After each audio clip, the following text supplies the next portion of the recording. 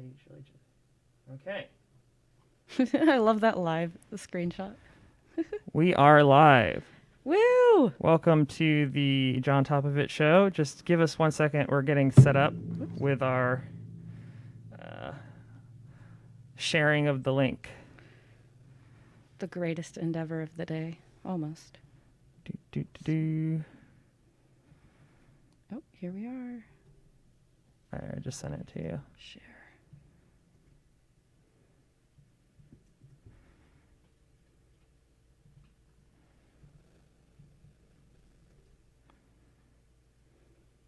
Excellent.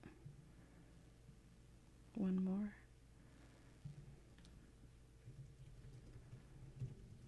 Oops. Almost.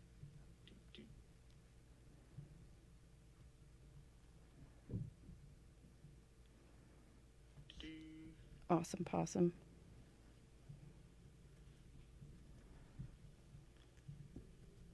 Groups. Excellent.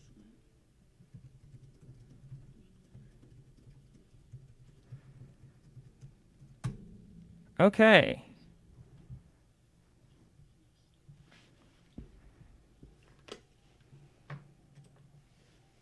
So we are live. Welcome to the JonTopofIt show.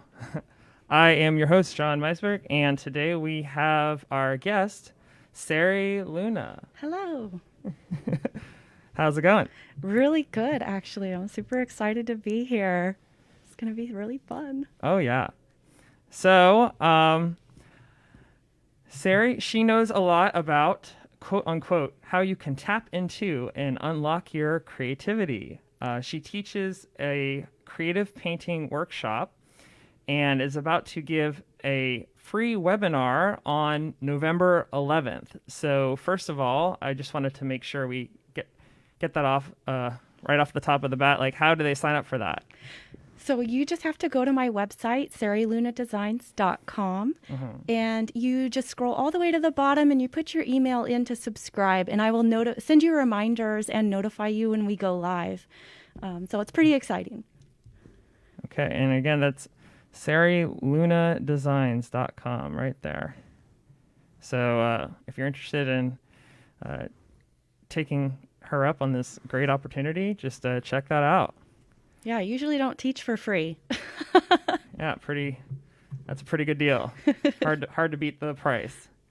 That's right.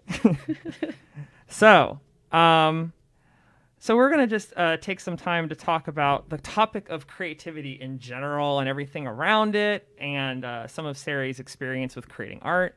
I think it's going to be a pretty interesting episode. So tag a friend and share this video with anyone that you think might be interested in hearing about how they could be more creative themselves.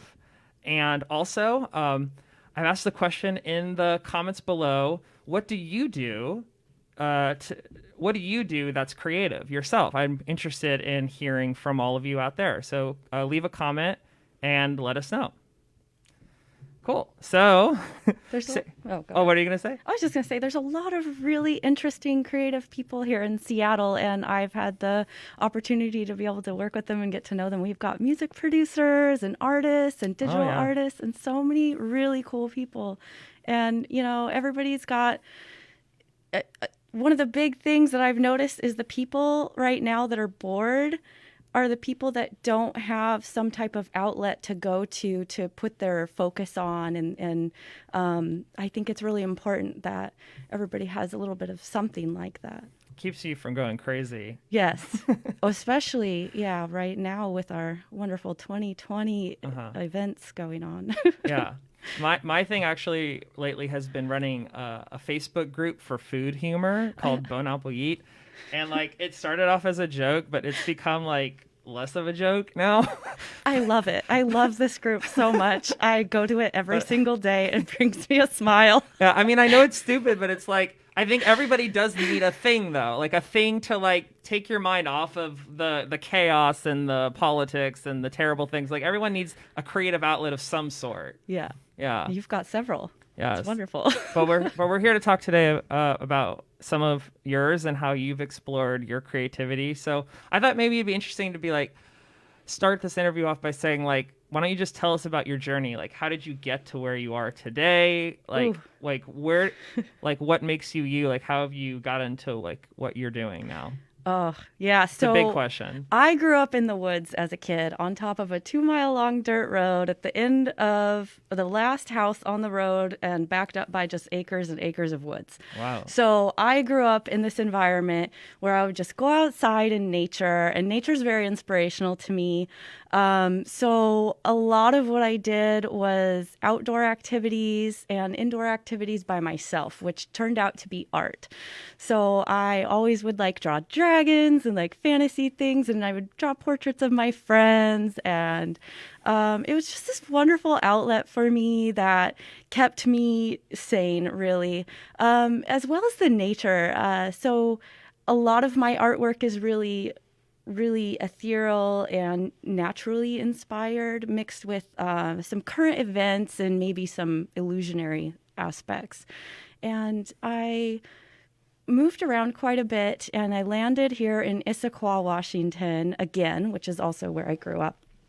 And just over the last 5 years, I moved to Seattle and really started getting involved doing art shows and really expanding that aspect of my life. And growing up, Bob Ross was just such a huge figure in my life. I would always be watching Bob Ross, and as a kid I was like, I want to be an art teacher. I want to be Bob Ross.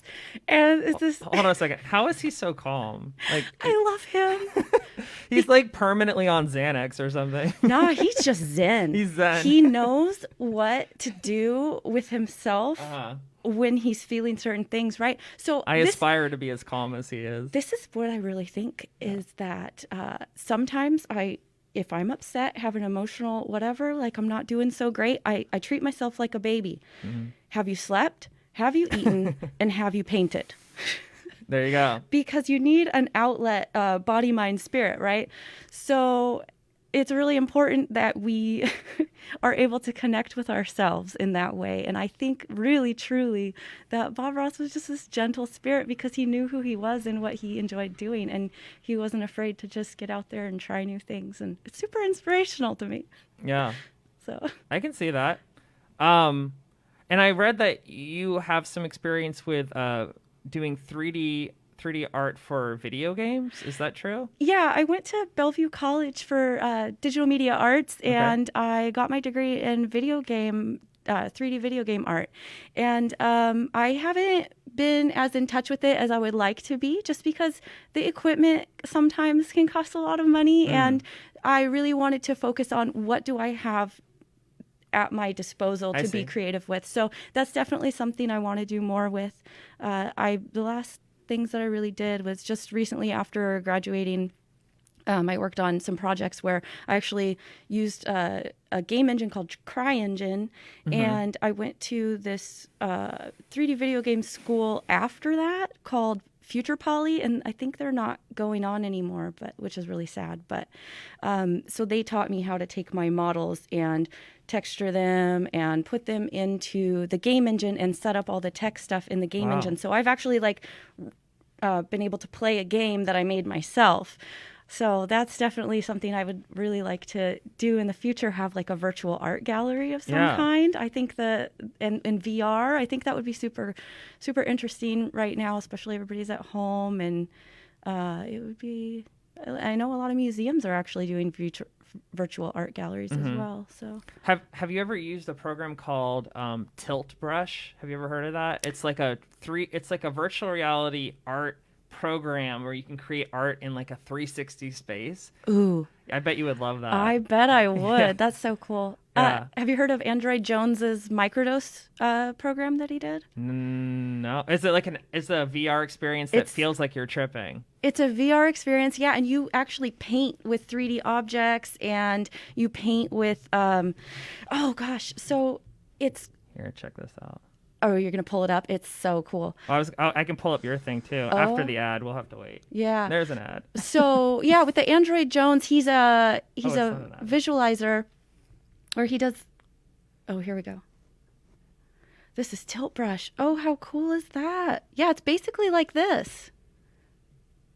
it's really similar. So you can just create whatever you want in like a 3D, like a virtual reality space. And then you can actually then take whatever you create and save it out and do things with what you've created. That is legit. Yeah. I want to get into that. It's like a 360 canvas. I want to look up what's the... It's the Android Jones see it. Microdose. And he does a lot of visualizations for music events. And so he does digital artwork. And this was one of his projects. And he actually took it on tour with him. And I got a chance to use it. And I waited an hour and a half in line to use this for 10 minutes. And it was so worth it. Oh, my God. It was so worth it.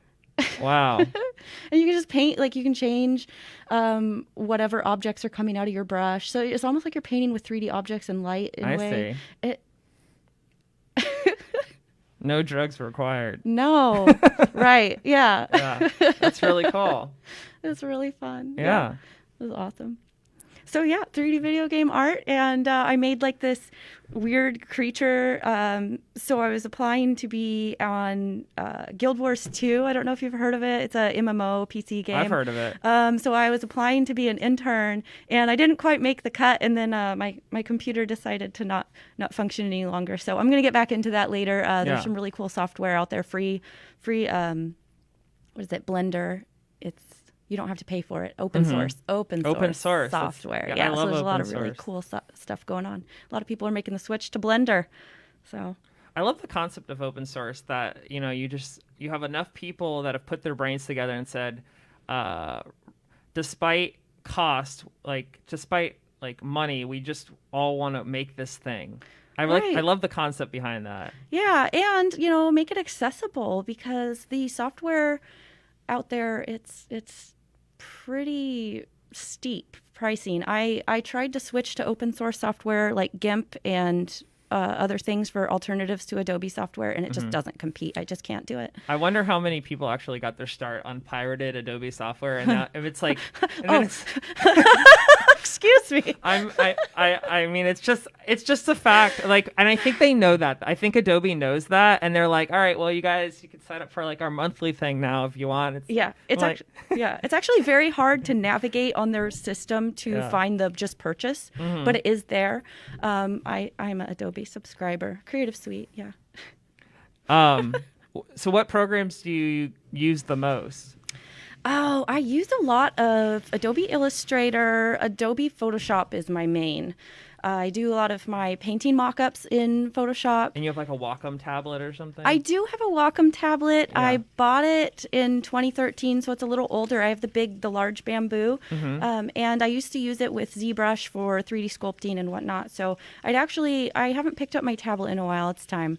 I've been eyeballing it recently, okay, I'm gonna draw with you instead of in a sketch pad and all that.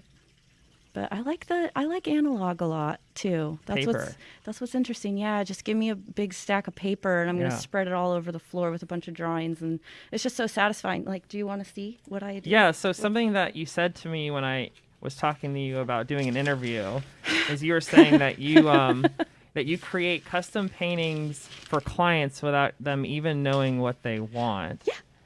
And well, I mean, I'm interested in the process behind that, but I was I asked if you could bring maybe some examples of artwork that you could just show in the beginning. I think that maybe would be kind of fun to see some stuff. Well, I have one here that I finished, which spurred my current. There we go. So currently, I'm doing a commission for somebody who saw this painting and said, "Oh my God, I have to have one," but I don't know what I want. So we did an interview, and I do a free video consult. It takes about a half an hour to an hour, depending on how much you really know if you want. And this fella came in not knowing really what he wanted, but he liked the Celtic Daranaut that I did, and he's like, okay.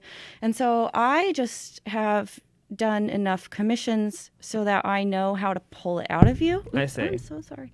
So I know how to pull it out of you. So I just interview you. I'm like, okay, so what do you do? Where are you going to be putting your painting? I'm going to be putting it at home. Okay. So what other types of art do you have in your home, if any? Okay, well, show me. all right, so now what do you do when you're at home? Do you relax? Do you cook? Like, what is your vibe? What's your thing? And then from there, You create like a prototype. I just take notes on this. I have this big tablet of paper. Yes, paper. And I just write notes as I go along. And so I was, for example, he had some artwork from Final Fantasy. He had a really cool silhouette of a pirate ship and like this crazy red sunset. And so I kind of got a vibe from him based off of that. And so you think, okay, this is kind of like some dramatic differentiation between the subject matter. We have, you like the Celtic, you have Final Fantasy, but I was able to just kind of hone in on like, what do you like about these pieces? Okay, I see your color palette, let's bring it all together. And oftentimes when I'm setting up an art show, I have artwork that looks drastically different, but there's enough pieces to where I can make the flow of it there's one similarity in this piece that connects with this piece, and then I'm going to put something that connects with that, and then you can get a kind of visual flow, a really nice flow. So not only do I create the custom artwork, but I like kind of figure out, okay, how are you going to have your home laid out? You know, how are these pieces going to tie together?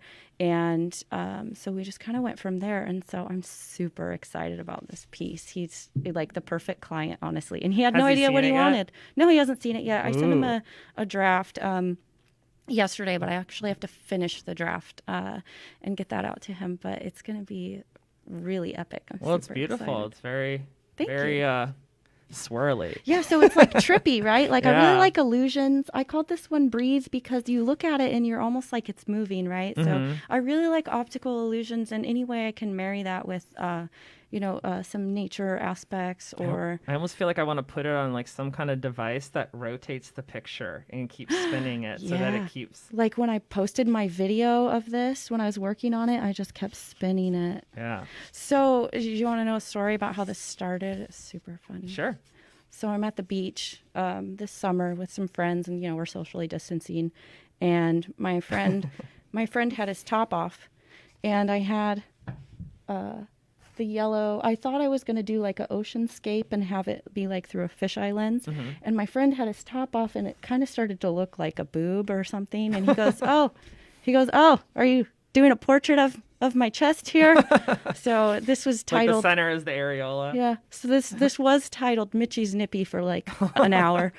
I think that should still be the unofficial title. This is Breathe, aka Mitchie's Nippy. And I sent it to him and I go, "Hey, do you recognize this?" He goes, "Oh my God, is that my portrait?" That's awesome. I'm like, yeah. That's it. So I think your process is very fascinating to me. It's like they don't necessarily know exactly what they want, but you're able to like tease it out of them. Yeah. Yeah. It's like, who are you? I'm like, it's kind of like what you're doing here. You're like, who are you? What do you like to feel? What do you do? What's your interests? That's an important life skill in general for everything, really. Just to be able to try to get out of a person something that you know is there, that you're trying to help them discover it for themselves. Help me help you. Yeah. Thank you. Yeah. And then, from there, once you get down to the specifics from the generalities, you can hone in, and all of a sudden their eyes light up and you've hit the thing on the money. And they're like, a lot of times people want to enjoy art, but they don't, feel like they have access to that part of themselves. So I've, like you said, really been trying to work on helping people really tap into that creativity. And everybody has it too. That's the thing. People always tell me like, "Oh, I'm not creative. I can't even draw a stick figure." Yeah, right. Ha ha. I'm just here for fun. At the end of the class, they come to me and they're like, I never thought I would be able to paint this. Thank you so much. I've drawn the best stick figure. I know, the stick and figure. I love him. It's so great. Exactly. Yeah. So, I was thinking something that I've heard somebody say, I don't know where it came from, but somebody said you should never buy a piece of art unless you look at it and you're like, I must have it. Like that kind of feeling has to hit you. I don't know where I heard that, but I wonder if you have the art created yourself, if you have it custom made, then when you look at it, you must feel that way. Feel some connection to it because it's it represents something that has come from your thoughts or your desires. And I think that having something made custom probably elicits those feelings more likely than just walking through an art gallery and looking at a bunch of other people's arts that you didn't have created. Potentially, yes. Potentially. Yes. I've seen both happen. Okay. Right? So it just depends. Because you're right. You shouldn't buy a piece of art unless you really connect with it. But oftentimes you'll see an art and you get like that, or you see an art. I did an art. You see a piece of artwork and you're like, oh my God, that touches me in my soul. Like there's been some instances where I'm painting something and somebody will come up to me and gosh, the story I'm thinking I can't share because it's personal to them, but there's a emotional connection and they see the piece and it makes them feel something or it elicits a memory of something. So oftentimes, it's not common that you will always see something you connect with like that, but when you do, you need to come back to it. Like I was at an art show and I had a piece of artwork out and a friend had walked by and they were like, oh my God, I love that. What is that? And then they left. And 3 days later, I saw him at an outing and he's like, oh my God, I keep thinking about that painting. I'm like, do you still have that painting? Did you sell that painting? I go, no, I still have it. I go, do you want it? And he's like, yeah, I think so. And like a few days later, he messages me and he's like, I have to have that painting. Like, how much do you want for that painting? I have to have it. Like, those are like the best that's a really important gift you can give an artist anyway. Like that's a memory that's so exciting. Like he's just like, oh my God, I just have to have it. And I was able to like go and hang it in his house and see his big smile. It's so important.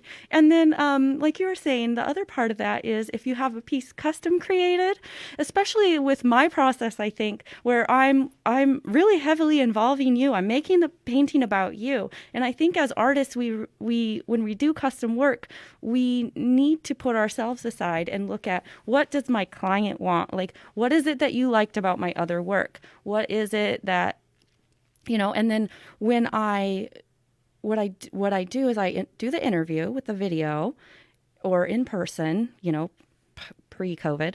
And I do the interview and then I do the mock-up. They approve the mock-up. And then I get halfway done with the painting. I show them that. This is their last opportunity to change the painting. You get a couple shots in there to change a painting, but after the last preview, you're all excited about it, or maybe you sound a little disappointed. I had this one commission I did, and when I showed him the painting halfway through, he was like, "Oh, I thought it was going to be more swirly than that." And I go, "Oh," and I look at it and I go, "Okay, I see what you're saying. I see what you're saying." So then I change the direction, right? So it's important that we take what they say because they're paying us. Yeah, for sure. So it's a job still. Yeah. But I enjoyed the whole process. Yeah. And we call that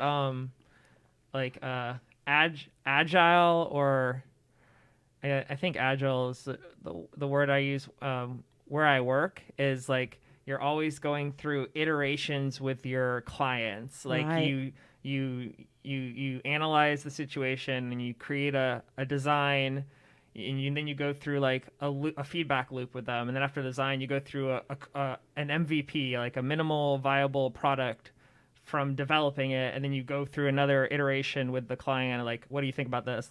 Yeah.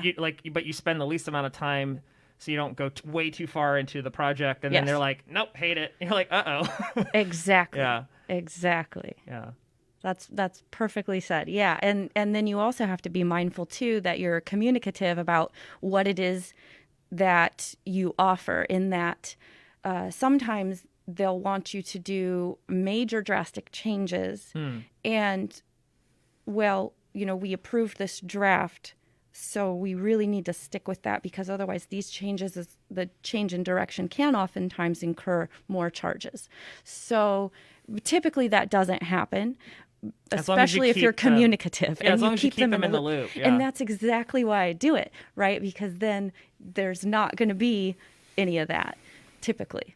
So it's really important to keep them in the loop and make sure that they feel involved. And then by the time that they get that painting, they're already emotionally invested and feeling like they're involved throughout the process. Almost like they created it, but you just helped execute it. Exactly. Yeah. Yeah. That's really cool. Yeah. I was thinking about something you said earlier about, I forget the exact part, but was thinking about that. There's this TV show, The Office, and like, Pam is an artist, and she like paints. I think she like draws the actual office from the parking lot, and she enters it in an art show, and everybody walks by her gallery, and nobody gives a shit. They're just like, whatever. And then her boss shows up, Steve Carell, and he sees it, and he looks at it, and he's like, this is amazing. And she goes like, what? And he's like, I must have it. And then he was like, he's like, you've done such a good job. And she starts crying. I love that episode. I love that episode. It was so beautiful. I think that's what I was thinking is like sometimes something can resonate with somebody very strongly, even though they weren't a part of the process. Like it speaks to them in some way. Yeah. Like, for him, seeing the building is like, it represents like maybe family to him, or I don't know. It was nice. You spend most of your life at work. Yeah. So, if you if you connect with it, and I mean, Steve Carell in that, he loves his job.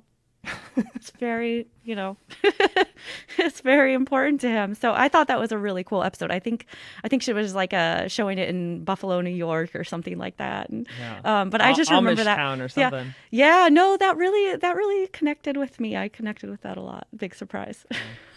So can we see some more pics? Yeah. Some more pieces of art? So would you like to see, let's see. Well, I'll just go backwards. What do you think of this? Is this considered art? Hold on. Yeah. Wait a second. Is that Harambe? Look at this mouse pad. Is that Harambe? I don't even know where I got this, but I think I saw it and I said I must have it. It's beautiful. Look at him. It is Harambe. It's look, he's in the heavens now, looking down on us. Rest in peace. Close the zoos. Rest in power. Rest in power, Harambe. Oh my gosh, poor guy. I know. That whole thing. I'm getting emotional now. Okay, let's move on here. Oh jeez. So wow, look at this. This is a trip and a half, right? What is that? Okay, so this is my COVID painting. Wow. This is called 6 Feet Apart, and oops, I'm trying to line it up without. Okay, hello. It's pretty good, yeah. Yeah. So we've got all kinds of crap going on here. I started with a photo, a top-down orthographic view of stairs to map out my sections. So what's orthographic? It's mean? like there's no perspective involved. Like there's no angle. It's just straight on. Interesting. Straight on, top down. Sorry, it's a 3D speak, 3D artist speak. Okay. I love it. So yeah. And then I just filled in all my girls. I went and got reference images, and I mocked this up. I wish I had it pulled up to show you, actually. Oh no, bad prep. Well, anyway, so we've got a waterfall. We've got some guy going up, stepping on an eyeball. There's this. I like that on the bottom left we have the swirly nipples again. Oh yeah, swirly nipples. Got them back. Dude, I always got these swirly nipples going on. This is a big theme. Love it. Naked women is a whole thing. We've got and then this art niche here. This girl up here has like 5 or 6 eyeballs. This one? Oh, no, then they're to the left. Yeah, they're coming out over there. right here. Yeah. They're coming out of her face, right? Like she's able to see. She's looking from afar, I guess. I don't know. This was just me. Like just imagine yourself in multiple areas of your home, sitting around. Like this girl over here, she's sitting there bored. She's like, oh, I'm lonely. I miss my friends. I miss the bar. And then this girl, she's all peace and zen. She's like the Green Man. This like, log is turning into a hand. She's like part nature, part human. She's like, well, like hybrid. Let's get back to nature, y'all.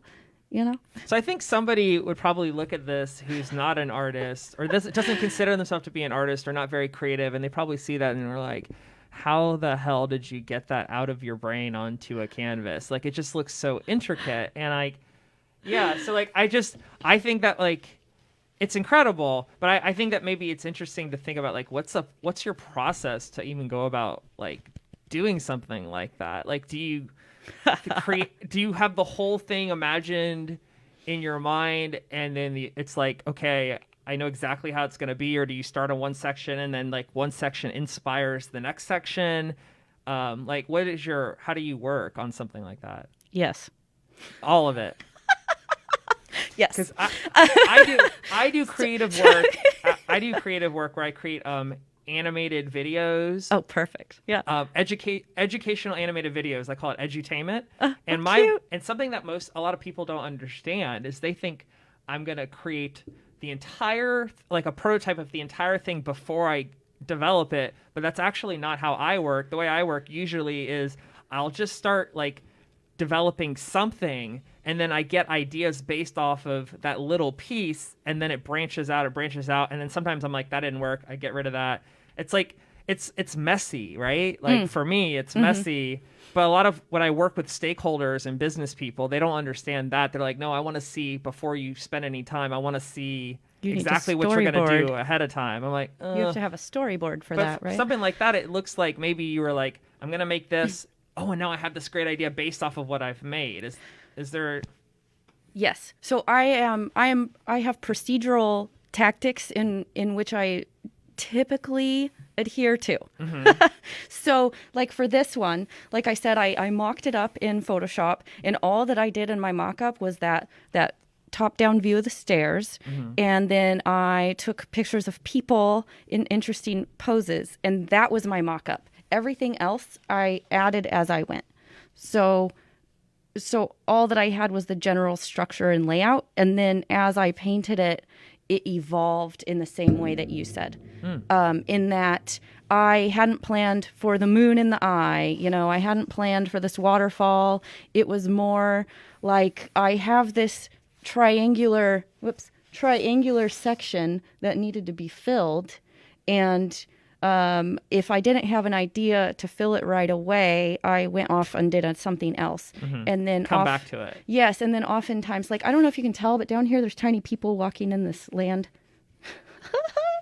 Oh wait. Oh yeah, there's little tiny people walking there down here. So this is just like a whoa. And my mom tells me that not everybody wants to get lost in a painting, Sari. But you're not my demographic. Right. But so my process is very different. Like this one, for instance. I started this one with just this black swirl. And then down here, the hands were supposed to have ferns in them. Wow. And then I added the hands, and it just kind of morphed because I wasn't quite sure what I was doing with the black swirl, because initially, this is when the beginnings of our civil rights movement were going on right now. And I had just really quickly with my square brush put in the black, swish, swish, swish back and forth. And so some of the angles on the square brush were showing through, and I was like, those look kind of like picket signs, and it just kind of evolved. I wasn't quite sure so several different ways in which I work. So the one that I showed you 6 feet apart, I had it planned out. Whereas this one, oops, I'm so sorry. I hadn't had this planned out at all. I didn't know what the heck I was doing. So, and then I was like, something needs to go in the middle. I was like, I like Celtic knots. Oh my gosh. And this twisted my brain into so many pretzels. It was insane. I was trying to paint this, and I was just like, I don't know. Yeah. Like, I don't do a lot. Does it go over? Does it go under? Yeah. So it was like this whole thing to get that done. And I was just like, but it was great. And now I'm going to do more. This next commission that I'm working on has a whole bunch of Celtic knots. So I'm going to get really good at that. I like that previous one you were showing. It's like the unity of race coming together, or like the intertwining of race, or I guess it's subjective. Like, I know as an artist, it's like you assign what it is, but then as a viewer of your art, other people then assign what they think it is, and it like takes off. Sometimes there's like a colloquial meaning of your art, perhaps. Yes. Is that, yeah. Yeah. So oftentimes I'll paint something, and maybe I don't have a meaning assigned to it, or maybe I have several ideas, and then someone comes up to me and they're like, "Yo, I think this means this. Is that what it means?" And I just look at them and I go, "Yeah, sure. Yeah, here's what I thought while I was painting it, but I think you're right. That's actually what's going on. You're so right." There could be multiple meanings. This happens super often, And it even happened. There's a fella that I've been fangirling over his art, and when I got an opportunity to talk to him, he gave me a sticker, and it was a skull underground, and his name is Moksha, and he's a local Seattle artist. Very, very cool. And he had like what looked to be like worms coming out of the eye sockets of this skull, and I told him that, and he goes, "Oh, I didn't paint them thinking they were worms. But you're right. They do look like worms. So it's kind of just a thing that happens. Moksha. Oh, he's so cool. He's so cool. Super nice. Wonderful art. Beautiful. This stuff? Moksha. That's not it? that's Oh, no? That's not him. Oh, that's really weird. Moksha. What about the third one in? This one? It's I know what I could do. It's Moksha, M-A-R. And he's from Seattle? Yeah, he's from Seattle. Let's see. Hold on. He's on the Instagram. The fun. Is it Moksha Markrat? Yeah, that's it. I don't know how to pronounce his last name, but it's got a Q and an M and a... Yes. Oh, yes. This is Moksha. Look at him. Beautiful artwork. Wow. So the one that I was talking about is older, I think. He works with Third Eye Tapestries now, and I don't know if you've ever touched a Third Eye tapestry. I haven't. It is like jersey cotton and silk met each other, and it's just delightful. That's my favorite one, the one with the bear. It's called I Am Universe. Oh, so beautiful. Wow. Look at that. Local Seattle? Yeah. Wow. Amazing. Yeah, he's out in... It's like a galaxy in his body. Isn't it beautiful? Oh, I love it. It's like, that elicits so much feeling for me. That's one of those where I just saw it and I was just like, oh, come on. What did you do to me? I'm melting. Yeah. So very cool. Yeah, I love other artwork. I love other artists and stuff. And I think it's really important to network and actually talk to people about it. And that must be like something that's really gratifying, is to go to art galleries where lots of artists show up and display their art, and then as an artist you can walk around and like you probably appreciate things from a creator perspective, but on top of that, then it's also like you can ask each other questions about like, what were you thinking when you did this? And yeah. But even as a non-creator, you can do that too. Sure. Yeah. But yes, no, it's really nice because you, like I said, I was like fangirling over this person, and several artists here in Seattle I've actually gotten to do art shows with and actually live paint next to, and they're just people, you know. I was like, oh, I don't know if I can talk to him or whatever. And I've put him on a pedestal. Yeah, kind of thing. like I've grown out of that. You know, people are people. And I used to, like I said, I grew up in the woods. So like I had kind of a hard time talking to people. I don't know if you can tell now. I cannot tell. I used to have total social anxiety. I used to have panic attacks before every workshop I used to teach, but I did it. And now I don't struggle with that as much. So what changed? So practice and fake it till you make it. Yeah. And really just trusting and knowing that this is your specialty, right? This is your craft. And giving yourself credit for the accomplishments and the things that you've done. And I think that self-reflection and reflection on your accomplishments is really important.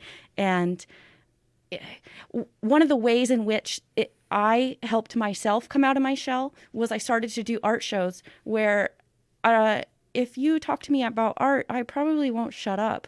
So that's a perfect place for me to practice talking to people, is when people want to come and talk to you about your artwork, which you know a lot about and you know how to, how you feel about it. And they're asking you questions because they're curious about it. And it gives you a sense of confidence in yourself. It helps you get over that feeling of imposter syndrome. Have you felt that? Like, I feel that in my work. Like, even though I've done something for like 10, 15 years and I feel like I'm an expert at it, it doesn't matter. Like, I always feel like I'm one step away from someone finding out, like, oh, you don't know what you're doing. And I'm like, even if it's not true, you know? Yes. Yeah. Yes. And I hate to say it, but I still do struggle with that. So I've taught over 3,030 people to paint in the last 4 years.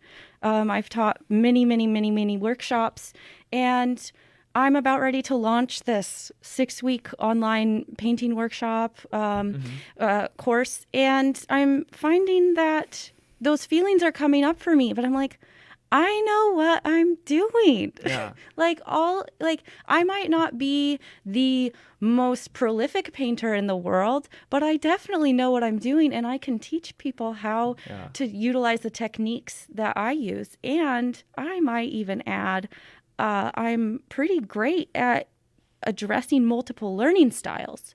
So the feedback that I have supports me doing this. Yeah. The experience that I have supports me doing this. And sometimes it's just about getting your head out of your own ass and, excuse me, French, and just it's not about you. It's about your service, right? So, and a friend recently told me, because you with imposter syndrome, you get that, well, who am I to do this? But a friend recently told me, who are you to not do that? Ooh. Who are you to withhold that from the world? Something that I remind myself is that we are our own worst critic, and no one is going to judge you as harshly as you probably are judging yourself. And I think that kind of helps take a little bit of the pressure off. I mean, even for this podcast, it's things that maybe I will notice, other people won't. Things that's the first thing I tell myself. But then you had this laundry list of all these great things to remind yourself. And I think that it's just about keeping those in the forefront of your mind and not forgetting. And so something that I will do sometimes is I will write it on a piece of paper or a board. Some people even have recommended making it the background to your phone, like a lock screen, just putting affirmation, things that just need to, you just need to condition your mind to remember that these things are true. And the same goes for creativity. Oh, it's just working out your reinforcing the concepts. Yes. Yeah. Yes. It's trusting the process, right? Making sure that you have that on a rainy day for if you're not feeling so hot about something. And you can go back to it, and it's accessible and it's ready, and you're not trying to dig it up when you need it because it's already there. So providing yourself with that tool to continue on. Yeah. I love it. Yeah. And, a lot of that, what you said in the beginning of that was that you're your own worst critic. Yeah. And you're judging yourself way more harshly than other people are. And that's one of the main things that I try to communicate with people that I work with is, if people that want to create their own art. Yes. It's they don't even want to start because they already scared. think it's going to be crap, and they don't want to be embarrassed or ashamed of what they've created. I felt that actually. Yeah. I did a couple years ago, I did one of those you drink wine and you draw class with my wife, and I think they help you. They get you to drink the wine so that you'll kind of let those feelings kind of dissipate a little bit. But it's a inhibitor. It's a reduce your inhibition. Yes. Yeah. But it's a helpful tool if you're not abusing it. Yeah, I agree. But I mean, I do think that it's you get this feeling everyone else's painting is going to be good and mine's not going to be good. And then you're I don't want to do this. It's not fun. I feel the same way about bowling. Everyone's great at bowling around me, getting strikes. And I'm gutter ball. I'm I hate this. Put the barriers up and be proud of it. Bounce back and forth. You know what? The last time I went bowling, which was a long time ago, because I'm the same way, I was you know what? I want the barriers. Oh, the bumpers. The bumpers. Yeah. I want the bumpers. And they're really? Are you 5? Yes, I'm 5 today. Give me the bumpers. I think bumpers are more fun. I don't know. I try my best. So what are bumpers for art though? So bumpers for art is several things, right? So one of the best ways to release your inhibitions is to learn from somebody else. Have so take the decision-making power away from you and put it on whoever you're learning from. And this is really cool because then it allows you to trust the process. So they're telling me exactly what to do. I'm going to withhold my expectations about this. Also, every project you're working on, every piece of art you're working on, this is practice. This is an experiment. This is practice. This is an experiment. This is your mantra. This is practice. And then really just focusing on what it is you're doing and learning methods and procedures is the first step to getting rid of all that. I find that drawing for 10 minutes every day is really helpful to get your hand-eye coordination and getting your steadiness with your hands. But here's something really interesting on that note. When I don't draw, I can still paint. Paint is really forgiving. You layer it up and you build it up and you refine. And what I find is that when I do draw habitually, it just takes me less time to paint. But it doesn't necessarily mean that I'm going to have a better painting, which is really interesting, right? So are you saying like when you draw, when you sketch something out and then you paint over the drawing, or are you saying? I'm saying if you take a sketchbook for 5-10 minutes a day and you just draw one thing a day, just draw one picture a day, whether it's crap or not. It helps with your hand-eye coordination. Okay. And so that way you're a little bit more dexterous and you can use your wrist and whatnot more easily while you're painting. But drawing skills aren't required for painting, which is a huge common misconception. All that you really need to know is what brush do I use, and not even that, but how do I put the paint on and in what order? I see. It's like you shouldn't conflate that they're the similar. Right. There's more differences that make it more of like a unique skill set. They benefit each other. Yeah. However, drawing skills aren't necessary for painting or creating anything, and and that's one of the biggest misconceptions, I think, is that you have to be able to draw in order to create a cool painting.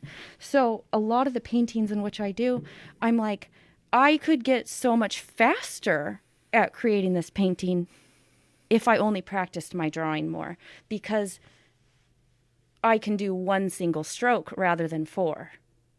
But as you do a stroke, it's like a guideline, and then you can kind of refine. You pull back, and you're like, oh, that's too wide. Okay, now I'm going to go in. I'm going to darken the edge. So it sounds like it's more forgiving. Yes. Yeah. Paint is really forgiving. You layer it. But whereas a drawing, if you do like a line drawing, like if I were to draw you a picture right now, you'd be like, holy crap, this girl sucks. Well, it's almost like, and I was just thinking about maybe like psychologically, the eraser represents a mistake. You know what I mean? For a lot of people, like when you flip the pencil over to erase something, you're like, you screwed up. That's the thought that a lot of people think. Whereas if you're painting and then you're refining with a different layer over it, and like, then it's like, it doesn't trigger the same negative response for me. Once I flip my pencil around to start erasing things, I'm like, I almost, you're right. I'm thinking like, you suck. You screwed this up. Like, yeah. I think those are the thoughts that maybe you have to like work through as a new artist, I guess. You still get those with painting though. Oh, okay. So I like to share my process of painting because the beginnings of my paintings don't look that great sometimes. Like I refine it. Yeah. You get your base layer and it's just like a weird gradient. Or then you like start to add in some details and you're like, all right, that's like super messy. What are you doing? But there are ways in which to apply the paint in a more precise way to get a different result. I don't know. I just like to show my process because paintings aren't pretty when you start them. And I think the amateur thought process is the good artists just create works of magic immediately, and it's like 0 to 100 instantly, and there's no transition. And I think that maybe it's about the more you see an artist create something from start to finish, you start to see that, it's not perfect in the beginning, and that's okay. Yeah. And that's how it is for creating art in general, or writing a book, or like whatever. It's an emotional roller coaster. Yeah. I do have a tip though, if you're struggling with feelings like that. Let's say you sat down and you did a painting or a drawing and you've been working on it for like an hour, 2 hours, 3. Like your focus is on that painting and you're like constantly honing in closer and closer and closer. Take a break. Go take a walk. Go take a half an hour, maybe even overnight. Don't look at it. When you come back the next day, I guarantee you will like it more. Like well, I think there is something to be said for coming back to something, and maybe so I work in learning development, and something that we think about is the modes of your brain. There's active mode and Oh, shoot, I wrote this down. I actually wrote this down because I wanted to bring it up. Oh, goody. Um, Teach me something. what is it? The two. Yeah, right. Like if you're frustrated and you're working on something, how are you going to make a good I effort? always forget this word. It's there's two modes of thinking in your brain. There's focus mode and diffuse mode. And focus mode is like when you're intentionally trying to do something, and then diffuse mode is where your brain's trying to make sense of it when you're not trying to do it.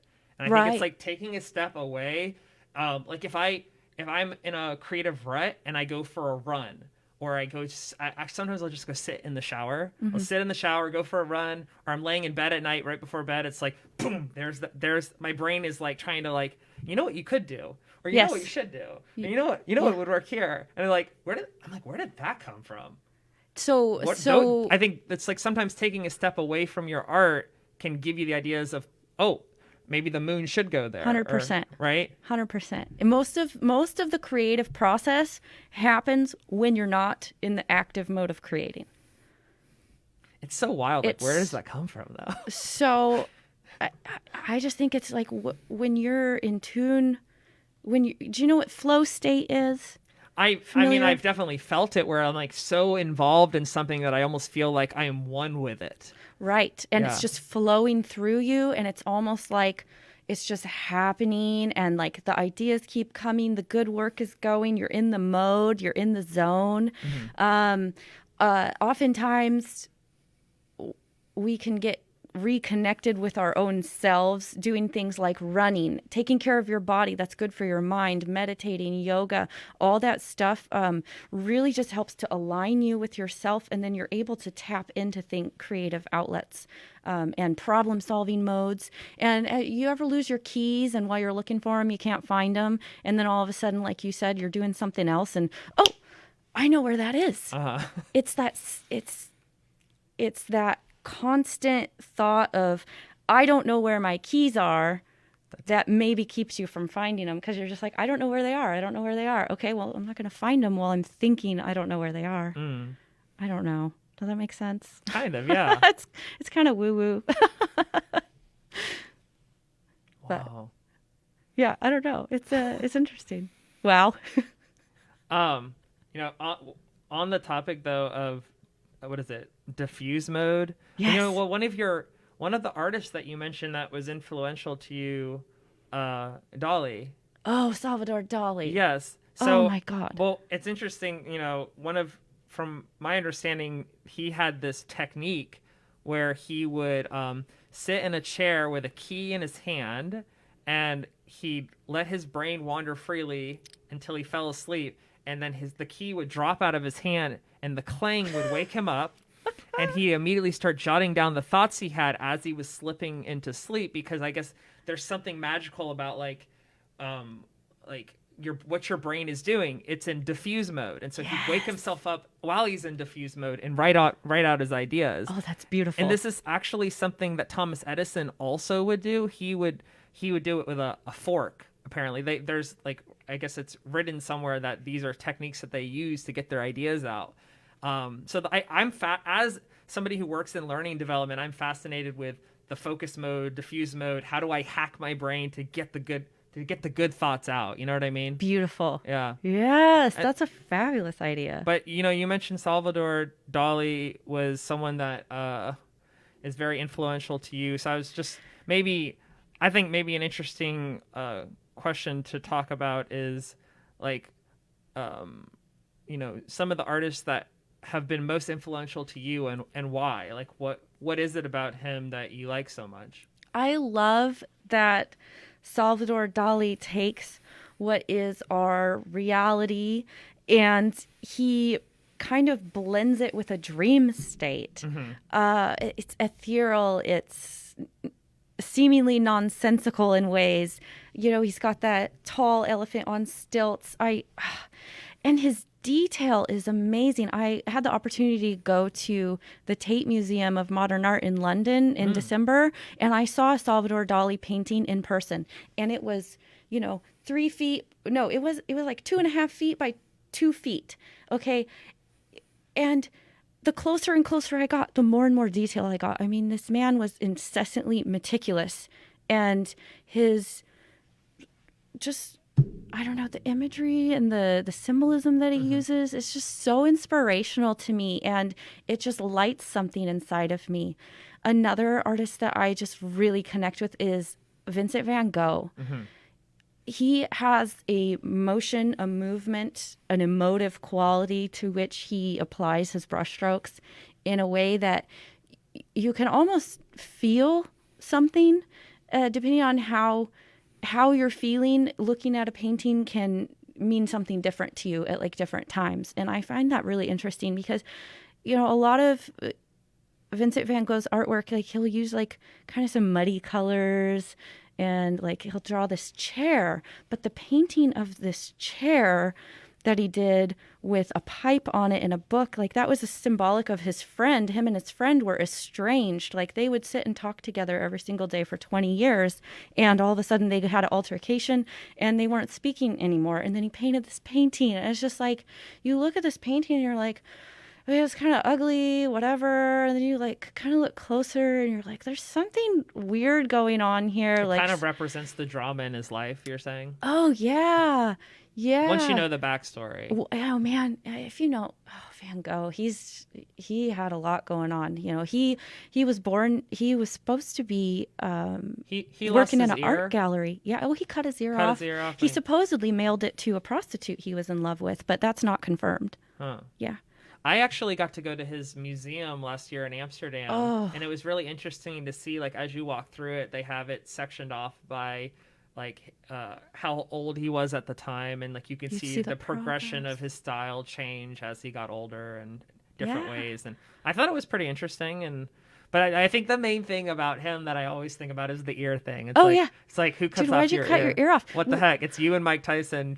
Well, supposedly there's a theory that he had lead poisoning, and that's kind of what I've heard that caused the psychosis, right? Because back in the day, you know, the paint would have lead in it, and I always tell people don't drink the paint water, but I don't think people really realize how. No, I don't think our paint has lead in it any longer, but you know, I think he just wasn't appreciated in his time, and paired with possibility of lead poisoning, because like sometimes you accidentally like get paint in your mouth. I'm not gonna lie. What do you mean accident? Oh, you like the brush? No, like you accidentally like drink paint water. Like there's a reason why I tell people not to drink the paint water in my workshops, because if I have a cup of coffee or a glass of wine or a water, and then I have my paint water and you accidentally grab the wrong cup and you're just like, oh, oops. The funny thing is, in California, they are both labeled to be carcinogenic, the coffee and the paint water. Oh, right. Same diff. You know. I feel like having some red ochre today.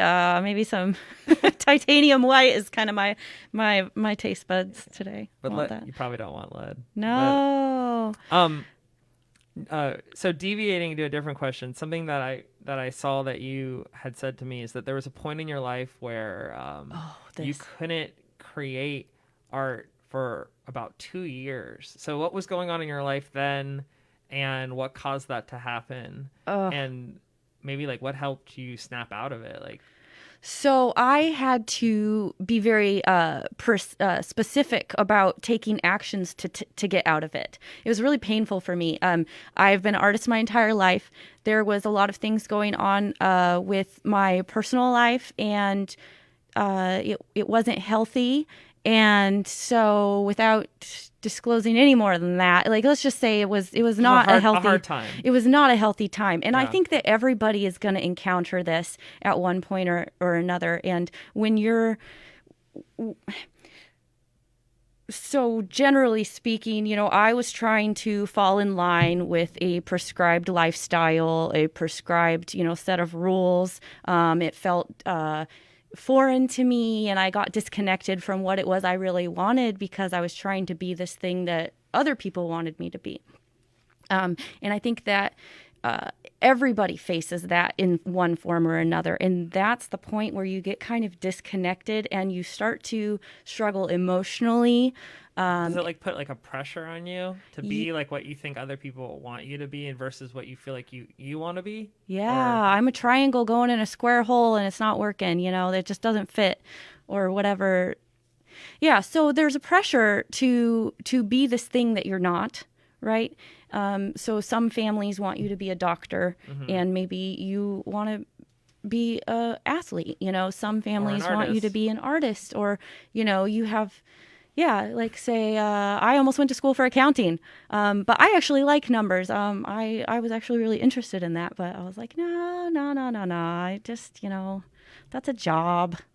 That's a job. I want a passion. It's interesting you mentioned math because so I was watching in preparation for this interview. I was researching about creativity, and I came across there's a very popular belief that schools somehow inhibit creativity, like the public school system. And I was watching this TED talk on it and reading the comments, and somebody made this interesting comment about math. I guess it was like a math professor. So like related to being an accountant. He said, it disappoints me to see so many people here in the comments treat math as being a non-creative activity. Personally, I think math is intensely creative. The problem is that any subject can be uncreative if it's taught in a way that discourages creativity, and that rote memorization of like multiplication tables, it's not creative. But if music teachers give their students no choice of what notes to play or how to play them, is music really a subject that enhances creativity? The focus should be not on trying to build the curriculum so that students spend more time on subjects that we deem to be creative or artsy, but rather on building the curriculum to make sure that it cultivates creative thoughts of all kinds, regardless of what the subjects are being studied.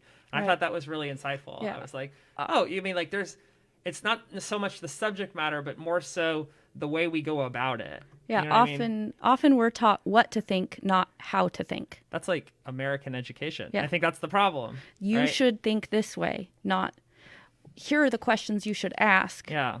Right. Yes. I wonder if we're moving away from that though. So back to the question. Sorry. Is that what or how did I unstop my creativity? Yes, is that what you're wanting to redirect back to? Yes. Okay. So yeah, painful, sit in this box, whatever. And then ultimately it came to a point to where like I would sit in front of a blank canvas and like nothing would happen. I wasn't able to draw. I was just like, you feel this sense of defeated, like I'm not supposed to be what I'm supposed to be, etc. Just, folding in on yourself in collapsing kind of way. And I think that everybody will face an experience like that to some degree.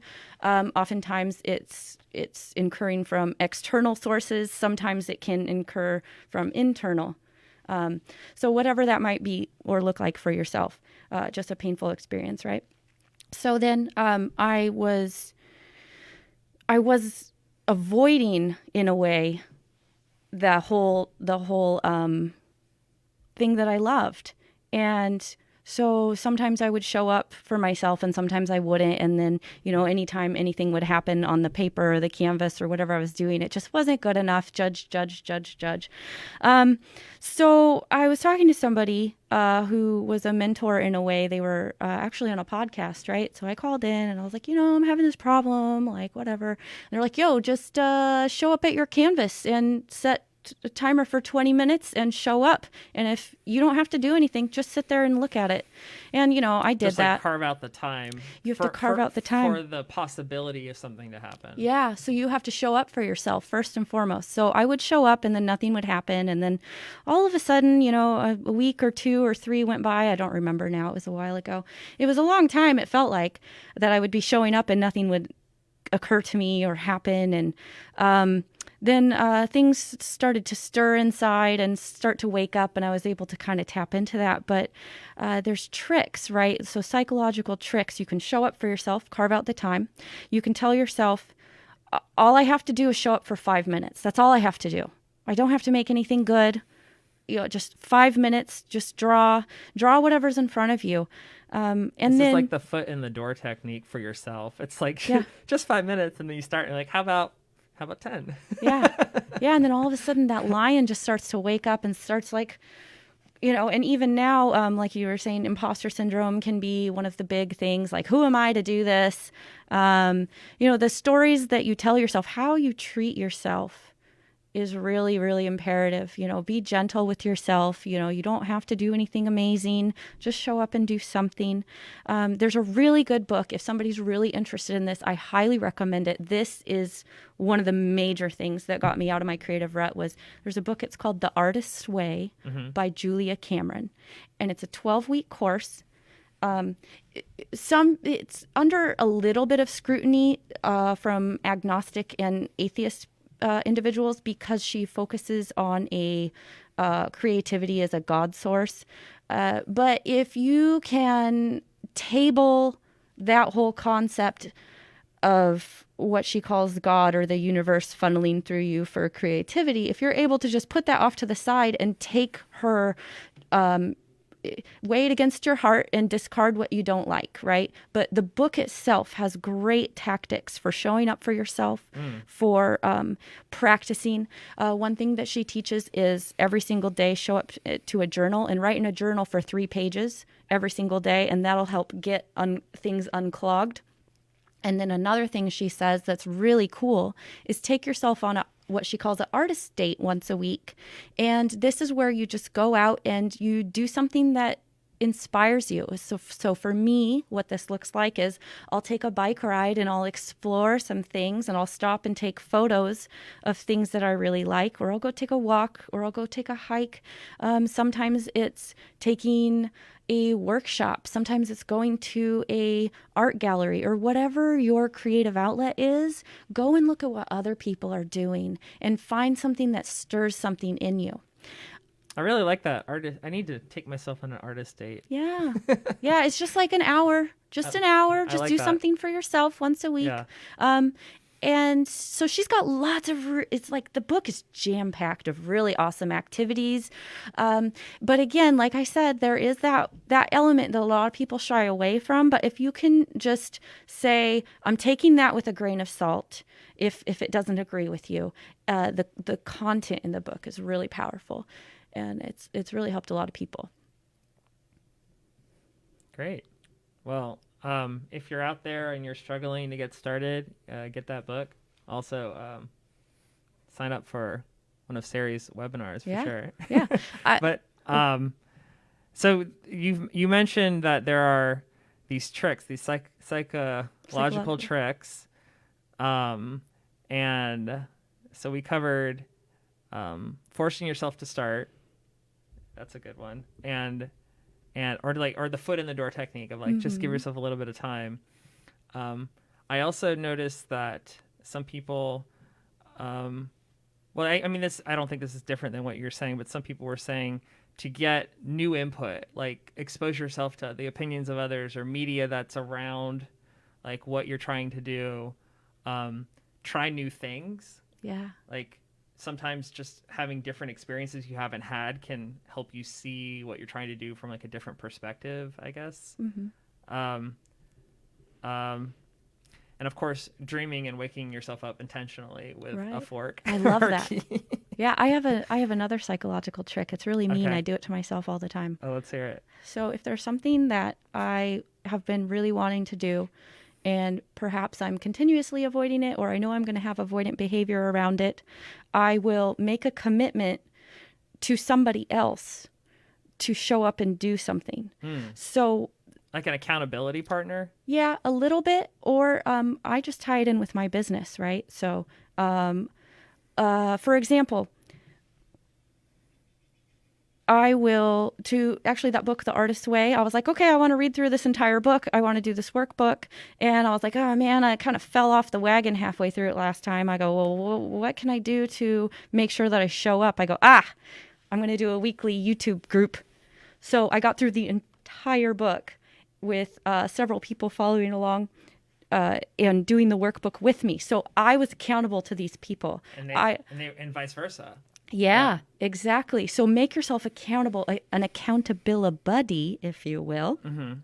And that's really helpful.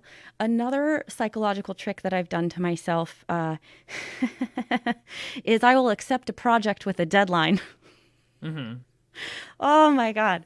So I did an art installation in February 8th, I believe, of this year. I did an art installation. It's actually on that page that on my blog that we had pulled up.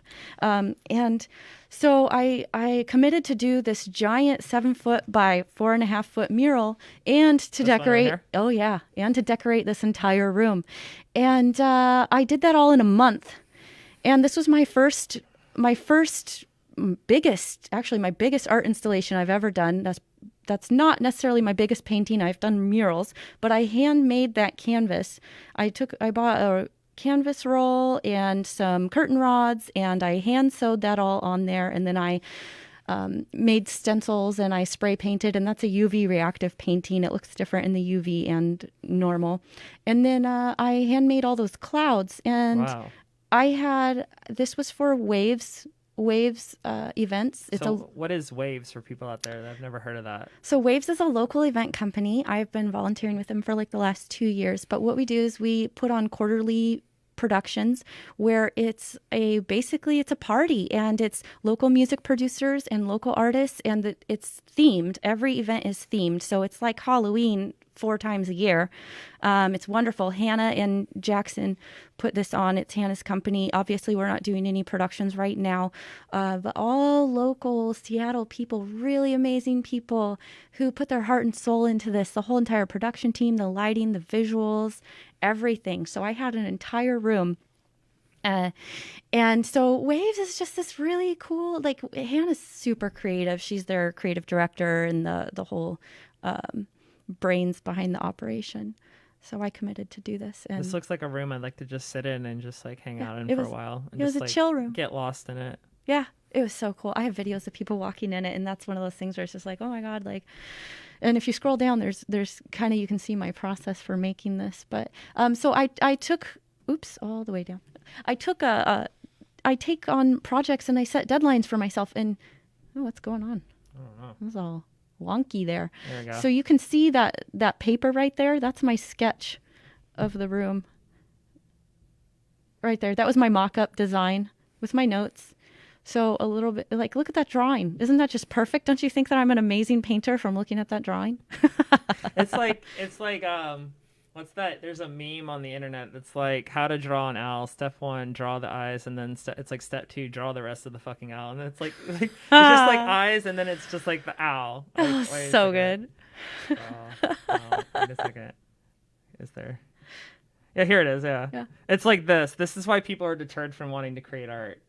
There's draw 2 circles. Step 2, draw the rest of the damn owl. Oh my God. Is that what I just did to you? That's so Well, good. it's like, so I mean, I did this, and then boom. No, there but it if you is. scroll down, there's more pictures. No, I mean, I know, but I think that's probably a fear of like a lot of people who are Yeah. new to art. What's They're in the just like- middle? They're like, how do you get there? What's in the middle? What's Yeah. my process? Yeah. It's me sewing the canvas. Look at that thing. What is that? That is a face mask But why? because Oh, spray paint is spray toxic. paint. Okay. So that's the mural, the canvas empty behind me. That was in my art studio. And behind me in the left-hand side, you can see my reference photos for this painting. Oh, cool. Like tons of reference photos. Okay. It's my paint. That's me. That's my base. So here's how to draw the owl right here. Look at this. So I'm freehanding at this point. Wow. Freehanding. Okay, so now so up is without the black light, and then down is the same image with the black light. So Wow. I constantly turning the black light off and on as I go. To see how it affects it. And then I used electrical tape here to mask out some geometry that I wanted to. To like Yeah. 'Cause to, see to my- make to give it more Yeah, contrast. well, because look at my grid. Look at my grid. It's just not cool. So I was like, I need to do something better with this grid. This isn't working. There's my masking tape in the shape of a heart because it's art. Keep art in your heart, my friend Kim says. This is a sheep stencil. I decided that I'm going to work with some stencils since I'm spray painting. It might be a good idea. So I hand cut 3 stencils for each image of the sheep. Oh, I think that's a Van Gogh quote or something on my Oh, okay. Yeah. It's not paint water that you don't want to It's drink. not as tea. It's actual tea. Okay. There's some more layers. And see, yeah, you're right. There's some more contrast. And here's my sheep. Oh, man. The wow. sheep come in. They're in this circle. So the sheep are like on the ground and they're also leaping up into the sky and turning into clouds. Oh, cool. All right. I like it. Thank you. Yeah. So it was super fun. And I had a bunch of people from Waves. I had about 10 volunteers over the course of 2 days helping me hand sew the clouds. There they are. There's Maya. There they are. I called them Sari's sweatshop. Yeah, look at it. Look at them working away. So how do you make a cloud? It's cotton and... So we took a polyfill batting and then chicken wire and then fishing line with upholstery needles to sew it on.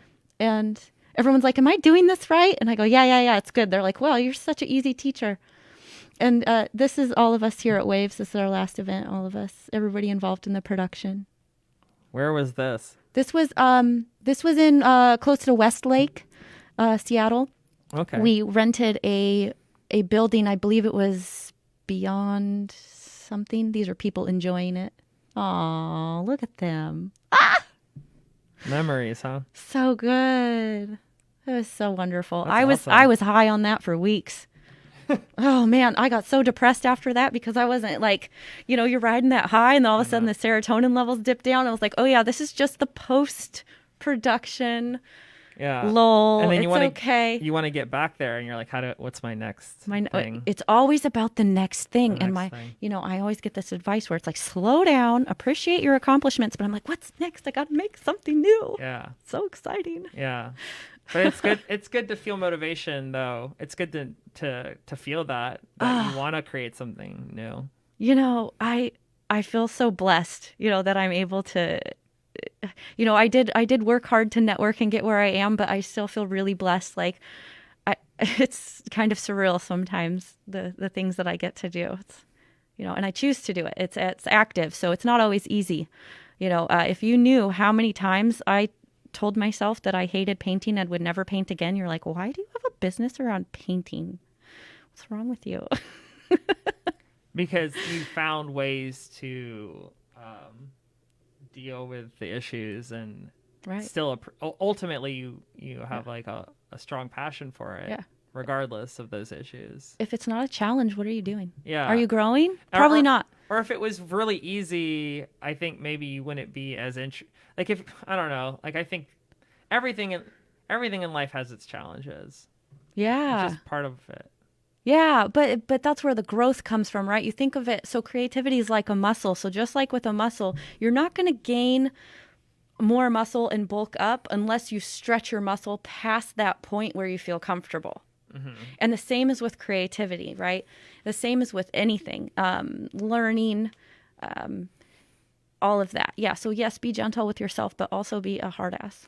So you say creativity is a muscle and that it sounds like something that you can get better at. But then there's also this conflicting messaging out in our world where we're kind of taught from a young age that some people are just more creative than others, maybe like genetically. I don't know. That's such a lie. What are your thoughts on that topic? I mean, like, maybe the bigger question there is like, what makes certain people more creative than others in your opinion? Work. So it's you don't think there's a genetic I think everyone's brains are different in the sense that like maybe you look at something and I look at something and we might see different things, but it doesn't mean that I can't work and put in practice to somehow make something just like you could. Right. I guess. Right. So innovation. So I'm going to kind of deviate a little bit, but I'm addressing your question.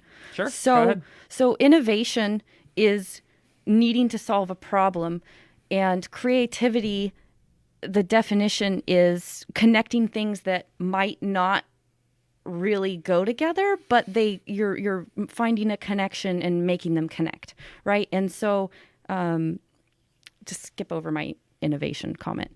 So creativity is really being able to connect two things that maybe won't commonly go together, but you find a way to meld them, and then suddenly you make something new, right? So if you look up the definition of creativity, you're going to find a bunch of different answers. So psychologically speaking, there's a different definition, all that. But so it's not pineapple pizza. Right? Well, it's taking two things and trying to make something new. But in one way? That's one definition. A skill. Yeah. But that's a skill, right? Yeah. So when I first started doing packaging design, I worked for like a tool company and I did packaging. At the beginning of when I started, you could tell that something just wasn't quite right, or maybe it took me a lot longer. But then after 5 years of working there, I would very quickly throw this package design together. So in just 5 years of doing the same thing over and over, and don't get me wrong, it doesn't take 5 years, it's just how long I worked there. So let's say, in probably a month or 6 months alone, I saw drastic increases in productivity and speed. And all that it is you're connecting, now let's see, scientific terms. I don't know. Let's just say you have a couple synapses firing in your brain and you're just creating a closer bridge, right? So you can exercise a skill set to gain, or you can exercise a task to gain a skill set, right? Mm-hmm. So if you repetitively do something, it gets easier and quicker each time, right?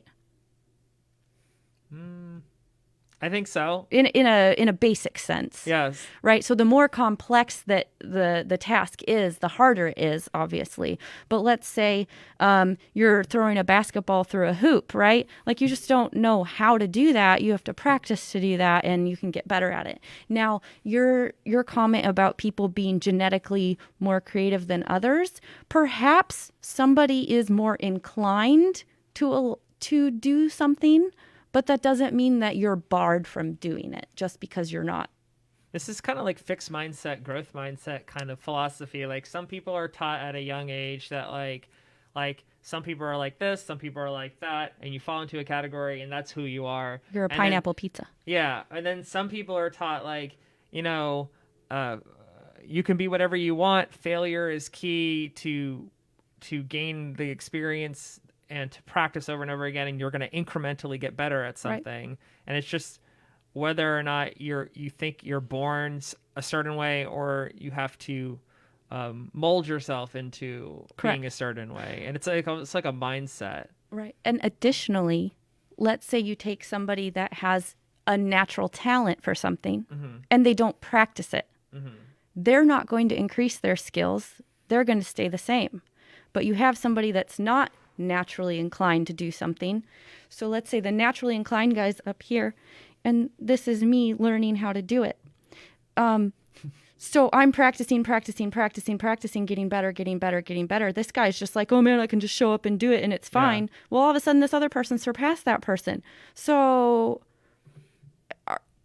it's about what you put into it, right? Like you can still be good at something naturally and just have it be plug and go. Yeah. But perseverance and practice, I think, wins out every time. Right. Yeah, you're not doing yourself a favor by not working on your craft. Maybe some people, though, they see it as a deterrent that, like, if I'm not naturally good at something, that why even, like, it's going to be an uphill battle, like a salmon swimming upstream, and I should just, like, play to my strengths kind of thing. Mm-hmm. But I mean, like, I don't know. What's the fun in that? I feel like if you're actually interested in something, even if it's going to be hard to get started, like I think if you're interested in it, you should go for it. I mean, right. I don't know. Yeah. I mean, I don't know where I'm going to be in 1 year, 10 year, 5 years. I have an idea of where I want to go, but am I going to put the work in? Am I going to actually get there? And also, releasing that fear of failure, right? Because what is it? Edison said, I didn't learn 99 ways to not make a light bulb. I didn't make 99 failures. I had 99 ways that I figured out not to make a light bulb. Something, whatever it is he said. But releasing that requirement for something to be good, right? Good enough. Just making it about play, and that will help you psychologically to continue to show up. And it's just about taking that action. It's not about the result. It's about quantity, not quality. Yeah. Hey, the quote, here it is. I found it. It says, Oh, good. I just found 2,000 ways not to make a light bulb. I only needed to find one way to make it work. Exactly. So how many iterations of a process are you going to go through before you find the one that actually works best, right? Yeah. So it could be kind of a half failure. It could be, okay, well, this parts of this work, this parts of it don't. I often will experiment with painting and completely and I don't recommend doing this. But sometimes I'll just start a canvas where I'm teaching a workshop and then I bring the canvas home and I'm like, all right, well, how could I make this better? And then sometimes it turns into just a big experiment and I'm like, all right, so I got something out of my experiment.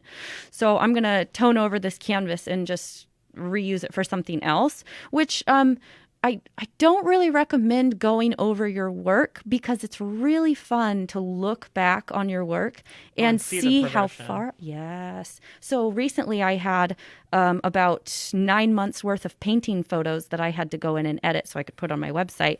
And it was really fun to me to look at them all together compared with all the other work that I had from the 1 to 2 years prior because I'd progressed so much.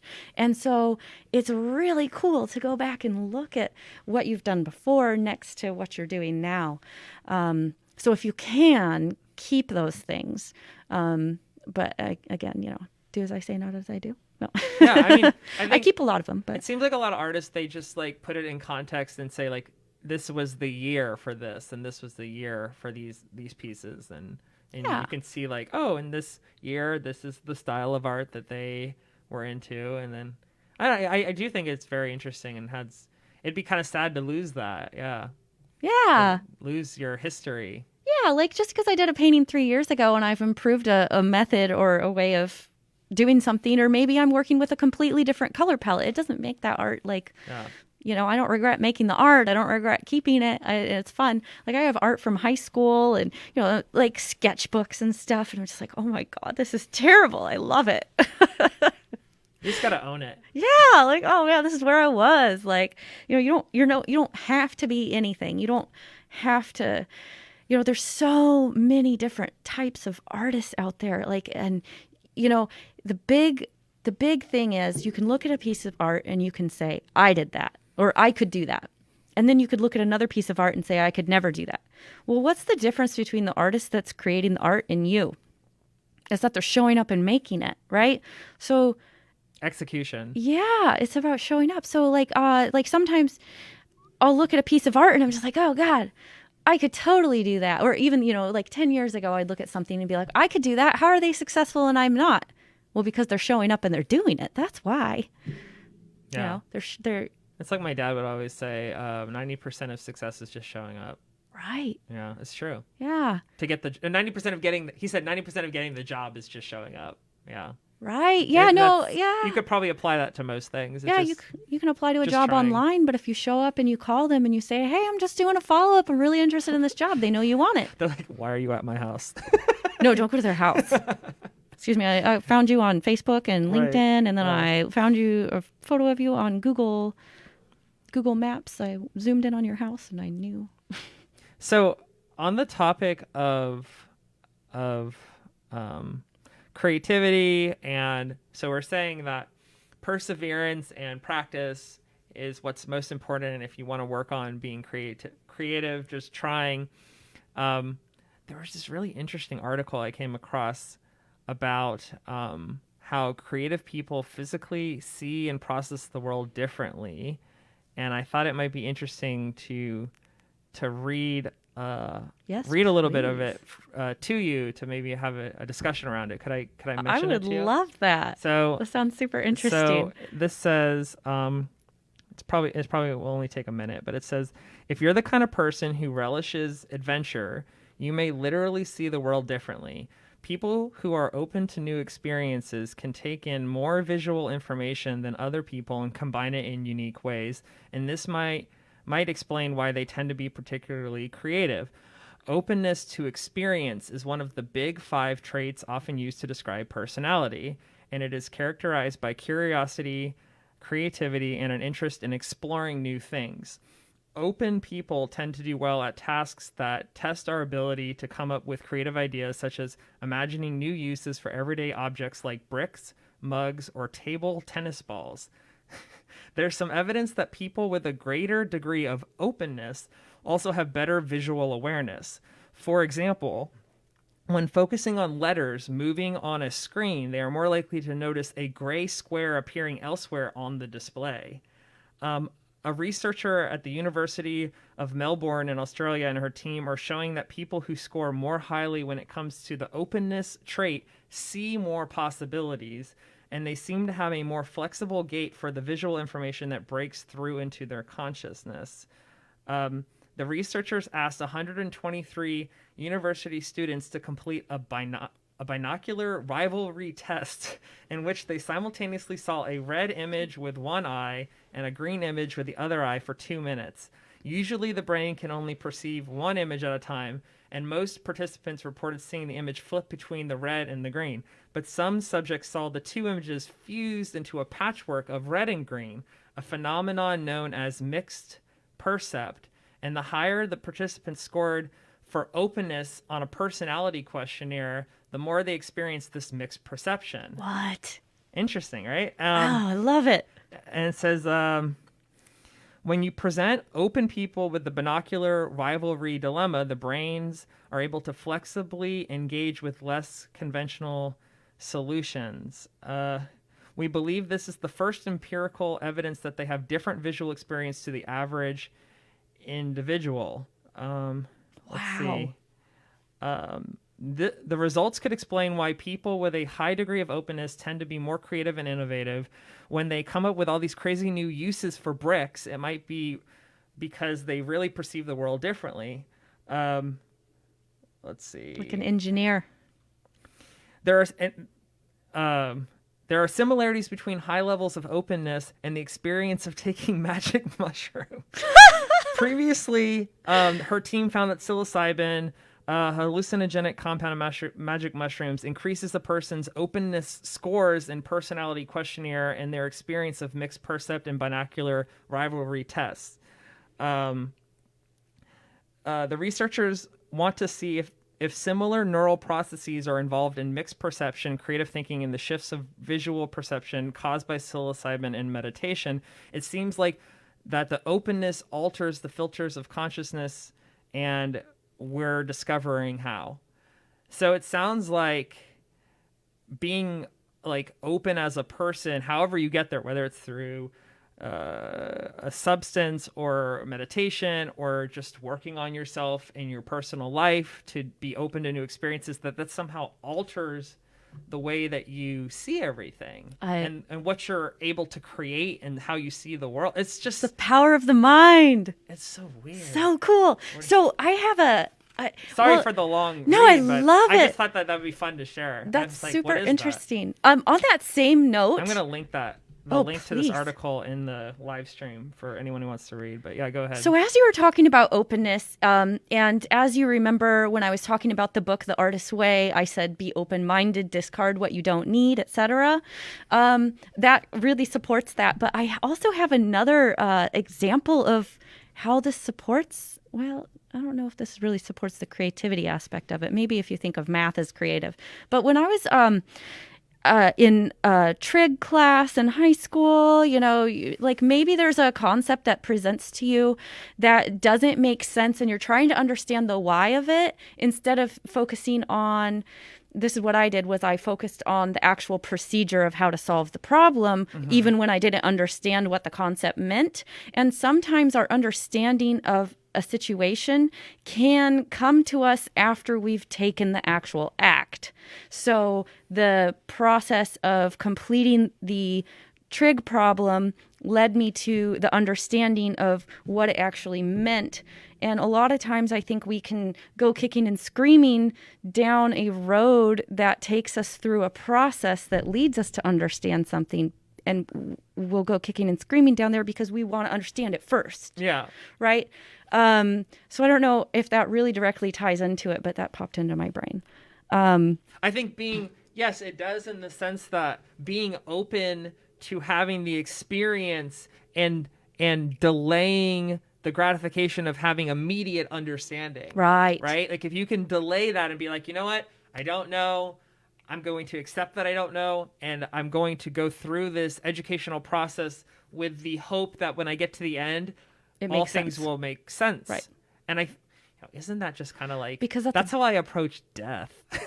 That's how I approach this life. It's like, I have no idea if anything happens after this. I have no idea.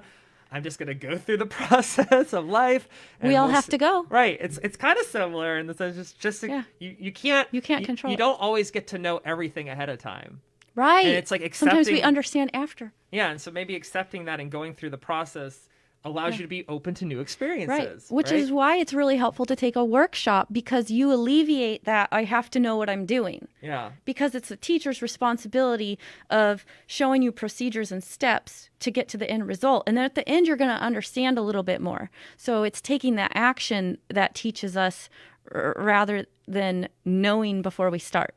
So there is a type of school that I never had experience with when I was a kid, but I have some friends of mine they have their children into what's called Montessori. Oh, Montessori schools. Yeah, and they were saying that like the premise of a Montessori school is kind of like what we're talking about. Like instead of teaching kids what to think, they kind of show them like the process, and they like develop their own interests through different process, or I don't know. It's very similar, I guess, but yeah, I don't know much about it, but that's anyway, super cool. Where does your curiosity take you? Let's follow that. And then that can then get through whatever inhibitions you have and open your mind. And then you're going to be able to like you mentioned, meditation as well as the psilocybin that opens your mind. And I think that's really interesting because connecting with yourself is one of the things that I said is really important with the creativity and being able to have it flow. And meditation is really nice because it calms your mind and you get into, what was it, the diffuse state? Diffuse mode. The diffuse mode. Yeah. And oftentimes I've had realizations about what I'm doing with a painting in the meditative state. Like there was a painting that I had started and my skills weren't quite there to finish it for the thought that I had. And then it sat in the closet for 3 years. Literally, it sat there for 3 years. And one day I was meditating and all of a sudden I got out of the meditation. I was like, I'm going to finish this painting. And I finished it and it's just beautiful. It's one of my favorite paintings. And so what was it about the meditation that triggered the inspiration to finish it? I don't know. I just got a vision. Mm-hmm. I just saw something. And of course, like you can have a visual concept about something that you want to do, but then, like you said, it does morph over time as you execute it.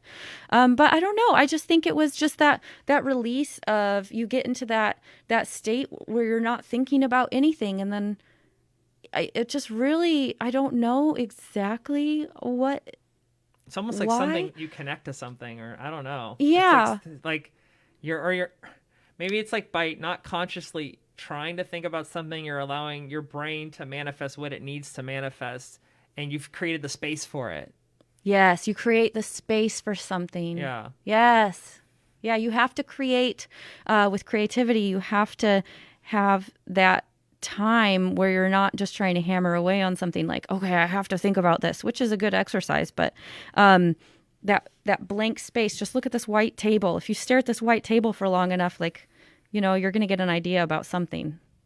It makes me think of the room that Neo and Morpheus go to when he first is brought into the Matrix. And it's just a white room, and he's like, where am I? Yes. And he's like, do you want to see? Oh my God, yes. And then he gets plugged into the kung fu. Like we've got the martial arts that he gets to just learn instantaneously. Yeah. I wish I could learn how to paint like that. That'd instantaneously. I got a chip. I'm developing it. I'm going to have it out next year. You just card in right here. Yeah. So have you seen Altered Carbon? Yeah. Yeah. Just put that in there. I'll just, we'll put you in the cloud. Mm-hmm. But that goes into like wanting to know ahead of time and not being okay with like, you learn through the practice and the process of it and accepting that, coming to terms with that. But, yeah. Okay. So like, before we end, I think it's important to just like after everything that we've said, how can we leave the listeners, the viewers out there with, okay, I've heard everything you've had to say. I want to be more creative. I want to take action in my own life to start making things.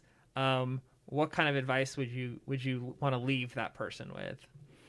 Well, there's wonderful resources out there. I would definitely want to just take a workshop, just take a class. And if there's something that you want to do right now, just grab a piece of paper and draw whatever you see. Draw your bedroom. Draw a mug. Take a workshop. Just go take a walk, take a breather, create some space for yourself. Make sure you're taking time out to have nothing going on. We're in society where it's just go, go, go. We have deadlines One and thing stuff. after another. Yeah, it's like, what's next? What's next? What's next? And it's like, you got to take a minute, 5 minutes, right? That's what I said. Just take 5 minutes and show up and do a little bit of research about whatever your creative endeavor is. If maybe you want to do some music producing, go to YouTube and say, how do I, make music? Or if you want to paint, go to YouTube. How do I paint?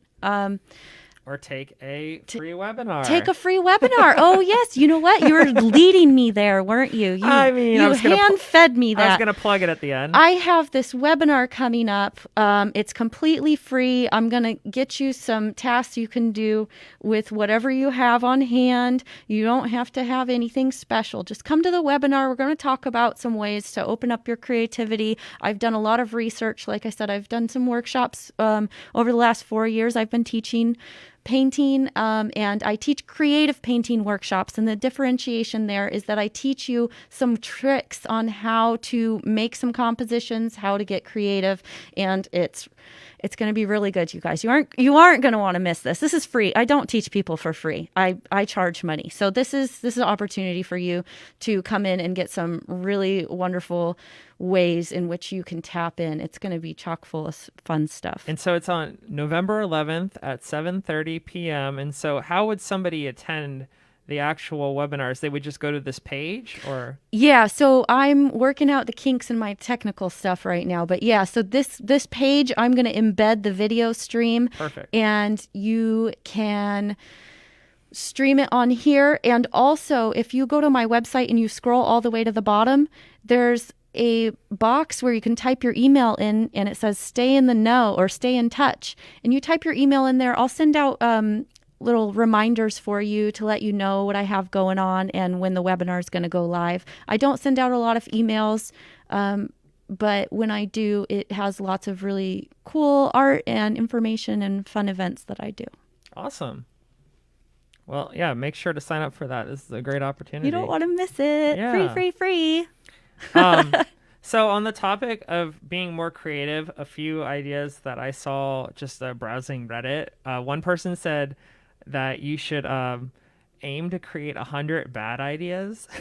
Yes, said, that's a wonderful goal. Maybe it's like, because then you take the pressure off. You're just like, just brainstorm and be like, oh, that's a bad idea. Well, that's what I was going for anyway, so it's right. Okay. Instead of practice, instead of an experiment, I'm just out for all the bad stuff. Yes. Yeah. Give me this terrible drawing. I'm here. I got this. This is my goal. Yeah. I love it.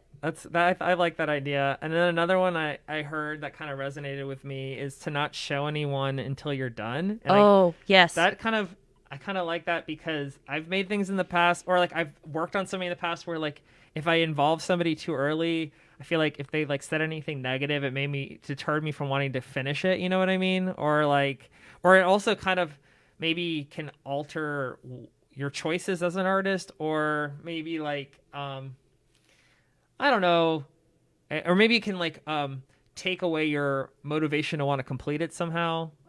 Yeah, and more importantly, when you are sharing your artwork, especially when you're new, you need to find somebody that is going to be, nurturing and constructive. You don't want to just show anybody your brand new artwork, right? And maybe pick one person, that you can share things with that not only encourages you, but gives you positive, constructive ideas on how you can improve. Mm-hmm. So getting involved with people like that. And if you are looking for something like that, I do have a Facebook group. It's called Creative Club with Sari Luna. And we just have people go on there and post their artwork. And if they're wanting feedback, it's a growing community. And we talk about, we share art that we like, that we've seen other people do, and we share art that we are doing ourselves.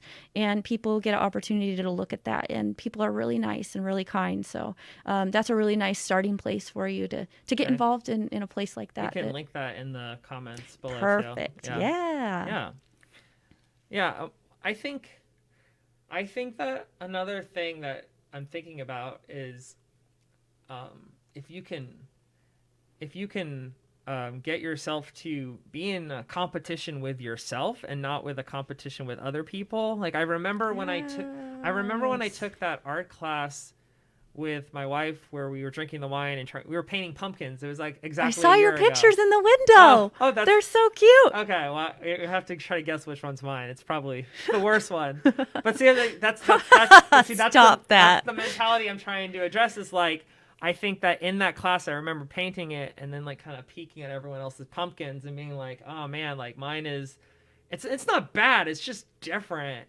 Like, and I'd look at how it was compared to the instructor and then thinking like, you know, I think that's almost a toxic mentality that we have to work on personally is like, you should always be trying to improve based on your previous self and not trying to improve based on everyone else around you. I think that's a good philosophy for life in general. Like, oh, yeah. And I think that maybe that is a way to help with creativity, right? Like, yeah, I catch myself doing the same thing where I'm like, oh, I feel like I have to keep up with all these people, but it's like I'm on my own path. I'm doing my own thing. Right. Like I'll see people doing, you know, this really cool art in this one genre and this really cool art in this other genre. And it's like maybe I enjoy that art and I can incorporate like interesting things that are inspiring into my own art and make something new all my own. But that's one major thing is I do encourage people to get up and walk around and look at each other's paintings, but I also encourage them to be like, okay, when you take this painting home, you're not going to see the instructor's painting. You're not going to see other people's painting. They're just going to see yours. And there's no wrong way to paint. Contrary to popular belief, you know, there are cool techniques that you can learn, but if you want to paint with a paper towel and that's your paintbrush, do it. Whatever. You know, you're going to get a different effect than somebody else, and that's your art. That came out of you, and comparison is the death of creativity. Yes. It truly is. And like you said, you really just are wanting to strive to increase your skill set, not be somebody else, because you don't want to be anybody else anyway, right? Yeah. I totally agree. Well, Sari, thank you for being on the show. I want to give you the last word. Is there any final things that you would like to say to our viewers before we end this live stream? Yeah, you know, just don't be scared. And, you know, a lot of us are like so scared to show up. And even me, the longer amount of time that I have in between my creative sessions, the more that I'm afraid to show up. And I have been an artist my entire life. I paint all the time. And if I go more than 2-3 days without painting, all of a sudden I am having avoidant behavior. Oh, I don't want to show up. Oh, it's been a minute. I'm not warmed up. So if you can show up for yourself 5, 10, 20 minutes a day, that's preferable because you're going to keep your momentum going. And even if it has been 5 days, 5 years, you know, whatever, it doesn't matter. You can start where you start and show up and just do your best to eliminate your expectations. Just commit to making 100 bad whatevers. You know, it's going to be bad. It's going to be ugly. Learning, allow yourself to be a beginner. Yeah. And then you can go back and look at all of your 100 drawings or 100 whatever. You could laugh. Yeah, and see, like, look at the progression. Right. Yeah. Some of them are going to be funny. Some of them are just like, oh my God, this is terrible. But, you know, everything that you do, every effort that you make, you know, is going to build upon the other things. So it's a series of accumulated successes, right? Yeah. Not failures. Be like, wow, Sari, my stick figure has gotten a lot better. Yes. Now he's got a bow tie. Well, you know what? He's fancy today. He's got to go to a wedding reception or something. Bow tie and a mask. Here we go. Well, thank you so much for having me. I had such a good time with you. This was really cool, and I'm really excited that I was able to come out today. So, yeah, thanks for being on the show, Sari. Yes. All right. We are out. Ciao for now. Bye.